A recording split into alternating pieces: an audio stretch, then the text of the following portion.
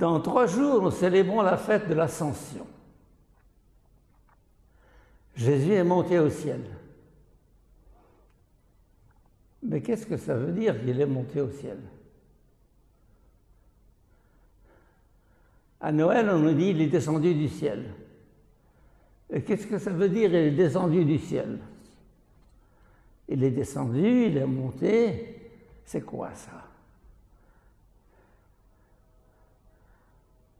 L'idée d'un ciel en haut et d'une terre en bas et d'un Dieu vertical et d'un homme horizontal, c'est un peu du mythe.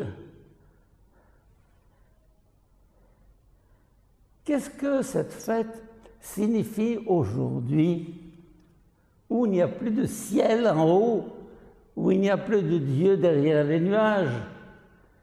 Que signifie l'ascension dans notre contexte? Je dirais l'ascension, c'est la victoire du Christ sur la pesanteur et la matière. Il s'élève. Il s'élève. Il n'est pas retenu, contraint par les forces physiques de notre terre, non. Et c'est là le symbole d'une liberté totale, d'une victoire définitive sur le monde. Il nous l'a bien dit, confiance, j'ai vaincu le monde.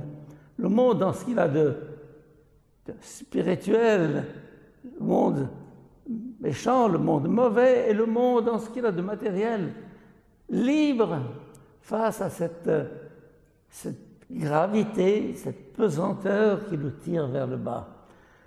Mes chers amis, nous sommes encore dans la période du confinement, hélas.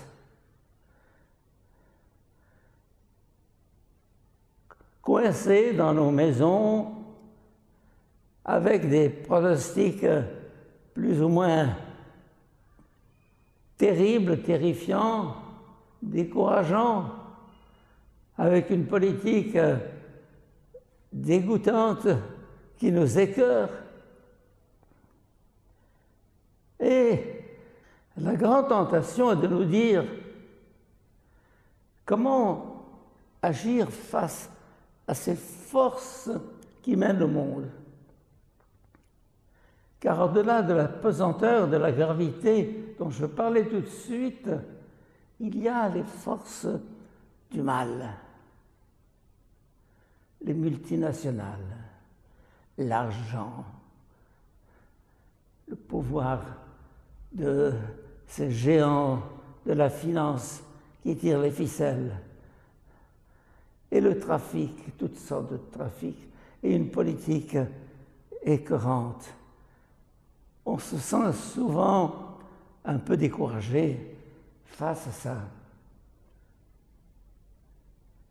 Aurons-nous le pouvoir de vaincre le mal autour de nous, de changer ce monde?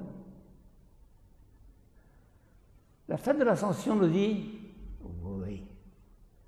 Oui, mon cher, j'ai vaincu le monde, j'ai vaincu le monde, j'ai vaincu le monde, nous dit Jésus. Et il a voulu, d'une certaine manière, sous forme d'un spectacle un peu époustouflant, monter au ciel. Ça veut dire qu'aucune force n'est capable de me retenir. Libre. Cette ascension est un signe d'une liberté totale, d'une maîtrise totale des forces de ce monde.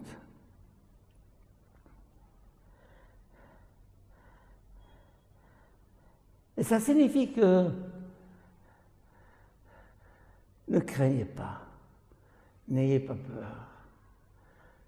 Cette fête de l'Ascension est un signe d'espérance dans notre monde porté au pessimisme, au découragement, en se disant « mais on n'y arrive pas, tu y arriveras ». Et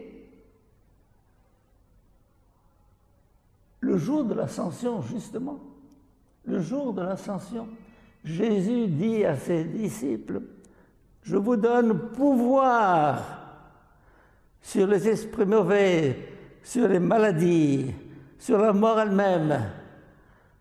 Le pouvoir qui était avec moi, qui est en moi, je vous le communique. » Nous sommes investis d'un pouvoir au moment où il nous quitte, où il fait semblant de nous quitter, où il disparaît. Au moment où il disparaît, il nous dit, toute cette force qui est en moi, ma toute puissance, je la communique.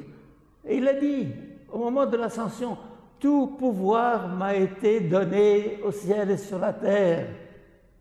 Allez! Quand est-ce que nous nous débarrassons de nos peurs, de nos timidités? On a peur d'oser, d'aller, de parler, de dénoncer, d'aimer, de s'ouvrir. Cette victoire sur la pesanteur est une victoire sur toutes les forces de régression qui nous tirent vers le bas. Il est maintenant le maître de la nature. Et il le manifeste par ce qu'on pourrait appeler le miracle de l'ascension. Pour nous dire, ne crains pas, n'aie pas peur, décontracte-toi, détends-toi, ne perds pas la tête, ne perds pas le nord. Et justement, je termine par cette phrase au moment où Jésus semble partir, mais il ne fait que disparaître et pas partir. Je suis avec vous tous les jours jusqu'à la fin des temps. Ça veut dire,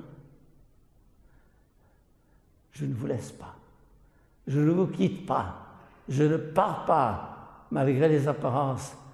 Je suis avec vous et d'une certaine manière l'ascension est une immersion, est une plongée au cœur du monde et de l'histoire pour la suranimer et lui permettre d'atteindre à cette même victoire au terme de pèlerinage.